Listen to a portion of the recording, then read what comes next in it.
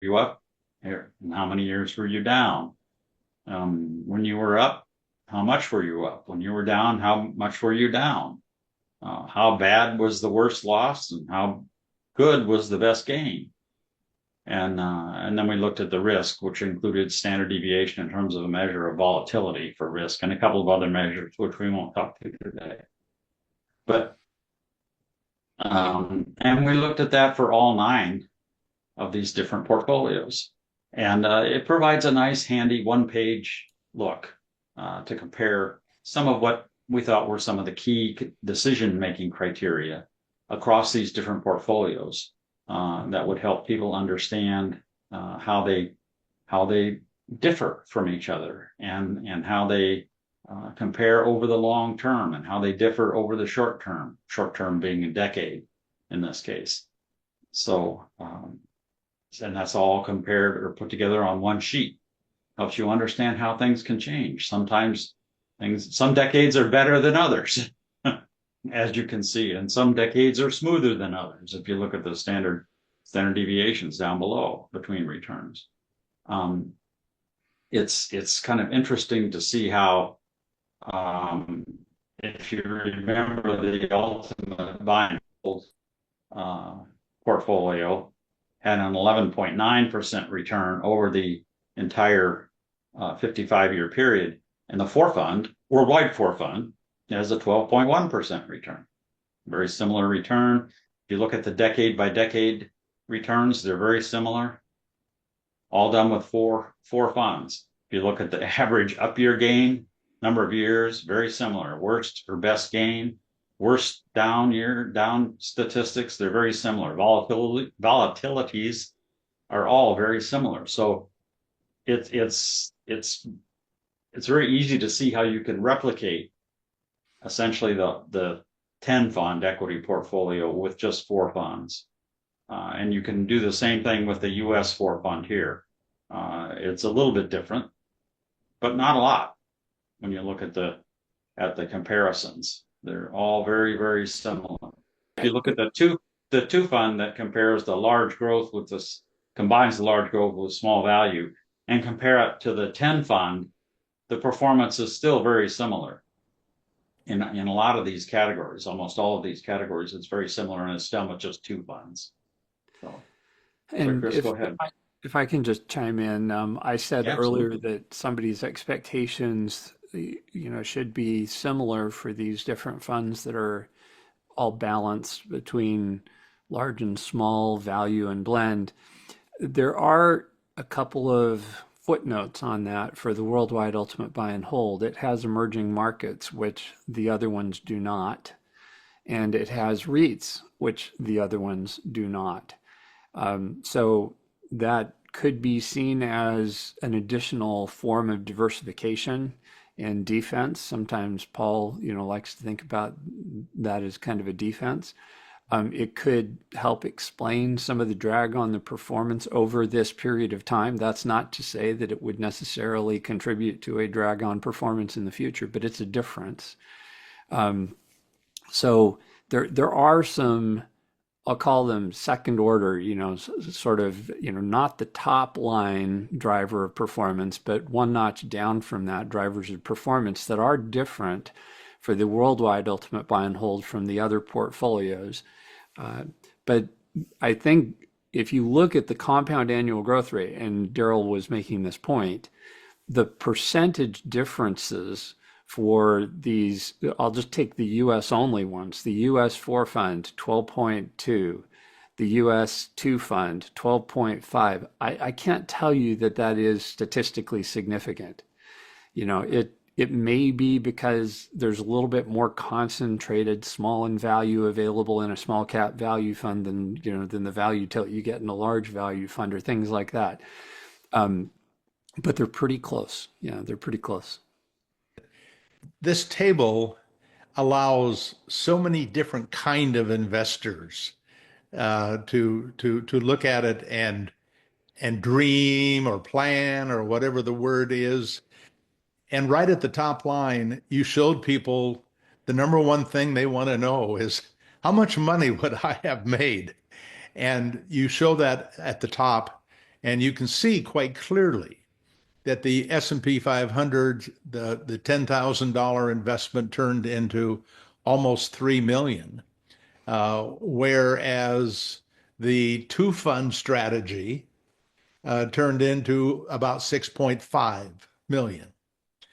And the four fund US turned into about 5.6 million. So appreciably higher returns. And one of the things I would like to believe is the future will look like the past in terms of the premiums that investors get. Now, how big those premiums will be, we just can't know, but that there will be a premium for having a portfolio that has the broader diversification of equity asset classes. In my mind, it's not so different than a person wanting to have 500 stocks in their portfolio instead of one, and or 12 different industries instead of one. Whatever, however diversification is viewed, this is a powerful demonstration of the advantage of diversification.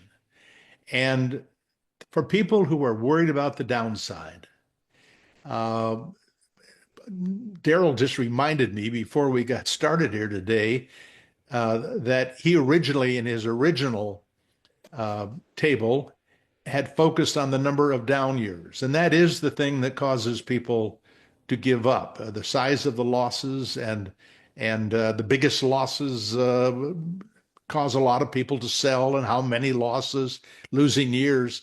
But you can see, I mean, the beauty of this is I can look at the S&P 500 and see the sum of all the down years was 159.2%. And the sum of all of the losing years of the 50/50 US S&P 500 and small cap value was 141%, which tells me that even though the volatility is going to be higher probably, and it is in terms of standard deviation in the two fund strategy, the volatility of the standard deviation is measuring upside movement and downside movement. And in essence, they're all the same. But this breaks it out and says, I have a combination that should not, over time, might be a long time, but over time, look very similar to the S&P 500. We're not suggesting, by the way, that you should have all of your portfolio in equities. We're simply saying in the equity portion of your portfolio, these are all a possibility. And then the other thing that I just think is for people near to and in retirement, I would like your retirement years to be profitable, and because you're going to have some equities, or you wouldn't be watching this, I'm sure, some equities in your portfolio. And I would like the ride to never feel threatening. And one of the things I like, and this is only a few decades, but it's the decades that many of us know and live through and know how we felt when things were going terribly. When we look at 70 through 79, and if you could point that out, I don't know that I can point it. Oh, I can. Excuse me. Here, that 5.8% compound rate of return from 70 to 75 to 79. Well, that's fine. It was a nice decade compared to losing money like they did in 2000 through 2009. But a lot of people would have started in 1970, in 2000, and have gone through a terrible bear market, a little bit of came back a little bit, and then another big bear market. But if you had been in virtually any of these strategies, you would have done significantly better. And I will tell you, from having been there and actually done it for clients during a period of time that was terrible. I was in the ultimate buy and hold strategy in that period of 2000 to 2009. And to be up 7.3% when the market's down 1%, that's over an 8% a year difference. And it came at a time maybe when a person was just retiring. So I feel strongly that if obviously I cannot feel strongly to know enough to know what will happen, but I feel strongly that the continued strategy of diversifying more in your portfolio, still in index like funds, but more, I think, is going to benefit you in the long run. And I know we also, by the way, before we leave this page, either one of you want to say anything else? Let's current. Just one thing I would point out is that the worst during this 55-year period, the worst year was all the same year. It was 2008 calendar year. Yeah. And the losses were pretty much the same. It didn't really matter which one you were in. They were all pretty much the same. Not that you would notice the difference. Probably not enough to notice the difference really if you were in them. But the up years are significantly different. The best up year. So it's interesting to know, as you mentioned, Paul, if you look at the ultimate buy and hold, the best up year it had was 2003, during the decade that the S&P was flat, basically. Yeah. That's when the ultimate buy and hold, and actually the worldwide four fund and the worldwide all value all had their best years in that decade, that during that decade when the S&P was essentially flat over that decade. Anyways, sorry. Actually, Go ahead, Chris.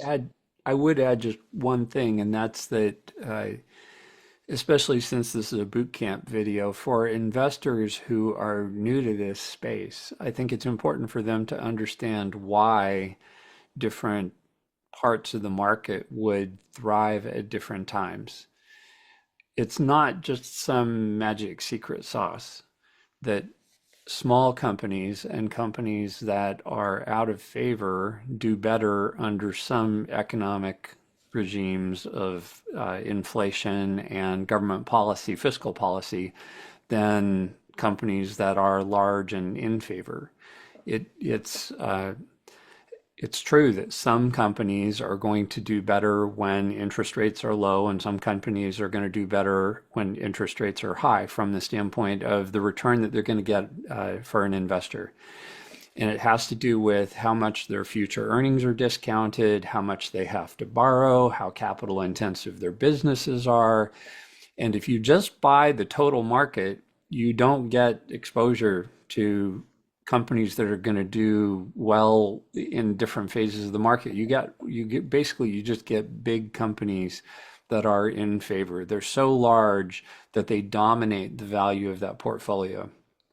So when you buy one of these portfolios that has these different kinds of companies, you should expect that those different kinds of companies are going to do well at different times.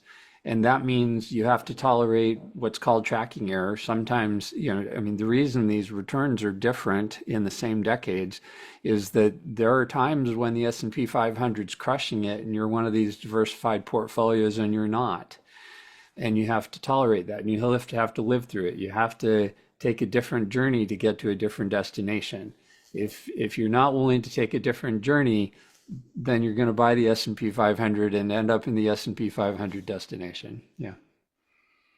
And I think it's also important when you're looking at these tables to notice the differences in the good times for the S&P 500, whether it's the 2010 through 2024, the S&P 500 up 13.9, ultimate buy and hold 8.8, worldwide 9.4, US 4 fund 12.1, the all value worldwide 8.6, US all value 11.4, the worldwide all small cap 9.2, the all small cap 11.3, and the two fund strategy, that's half US S&P and small cap value 12.8.